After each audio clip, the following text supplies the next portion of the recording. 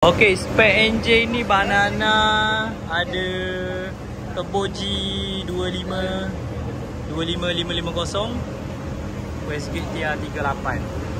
Enjin standard stock, RS standard cuma tukar cam je, internal dalam standard lagi.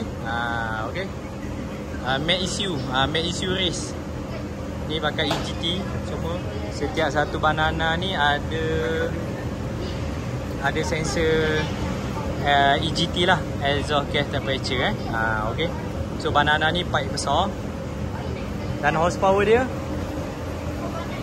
okey, horsepower dia boost 1.5.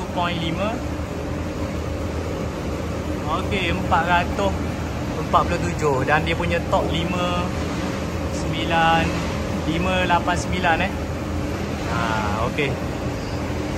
Ni power dia Kita tarik dekat 7000 je. Okay, cam pakai HKS. Cam pakai HKS 272.